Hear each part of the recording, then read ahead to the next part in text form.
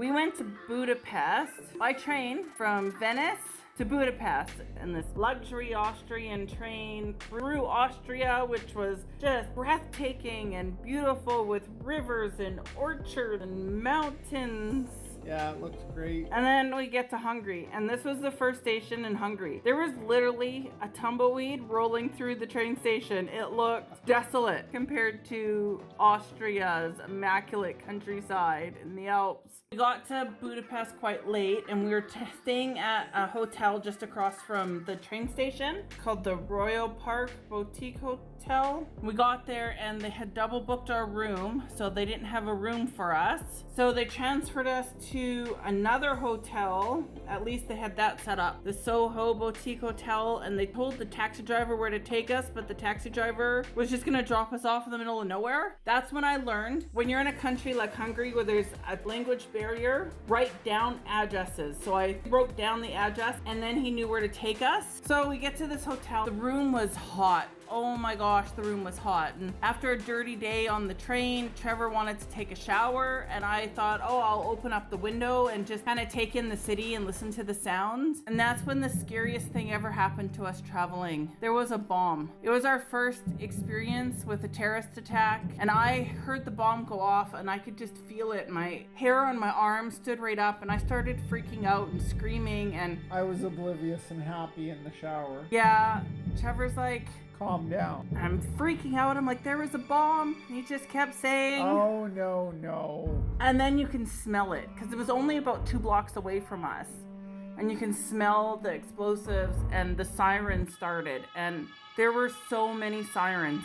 I've never heard sirens like that. And it lasted for hours. And I felt like. Yeah, the first time I called the emergency Canadians traveling emergency number, which I learned you can call collect, by the way. I didn't know that at the time. And they were just getting the report of an explosion in Budapest, and the guy's like, do you have your cell phone with you? I'm like, yes. He goes, have you registered as a foreign traveler with the government? And I said, yes. He goes, okay, well, keep your cell phone on. If we need to evacuate you, we'll phone your cell. And I'm like, needless to say, I didn't sleep all night. This is where having a VPN would have been handy. Because we were Googling from Hungary, we couldn't find out what happened. The Hungarian government and the Budapest police just kept releasing a statement that it was a gas leak explosion. My mom sent me a message. We found out it was an improvised nail bomb that killed 2 police officers. She got that information from Canada, but we couldn't get it from Hungary. Turned out we were safe, but it was still a very scary experience. Yes. This was our first city we chose to do a hop-on, hop-off bus. And I highly recommend them, especially if you're somewhere where you're only there for a day or two, because they take you to all the places you need to see without worrying about how you're going to get there, especially somewhere where there's not much English. So we saw everything we needed to see in a day on a bus. We went across the chain link bridge.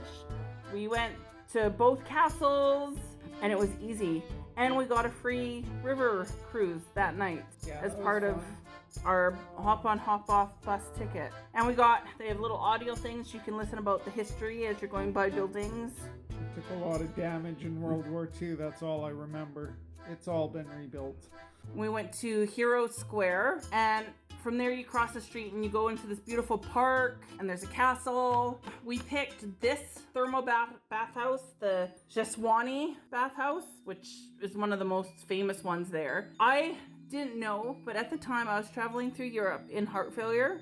I was not doing well, and the Hungarians swear that they cure people of every ailment you can imagine. Tons of pools, and each pool has a different chemical makeup and temperature. And after I left the bathhouse, I was way better than I was before. I think it saved my life. I know you did feel like it was different there. There was me, because I'm a little curvy. When I wear a bathing suit, well, you don't really see any skin. I'm like covered from my shoulders down to my ankles. And in Budapest, in these bathhouses, I'm happy that these people are happy with their bodies, but as North Americans, we're not used to seeing that. Men were wearing Speedos and women in string bikinis, and I mean string bikini. And it didn't matter what size they were. They could be 400 pounds, man or woman, and wearing a Speedo or a string bikinis. With our hop on hop off bus, we got a free river cruise. On the Nimrod. What a name for a boat.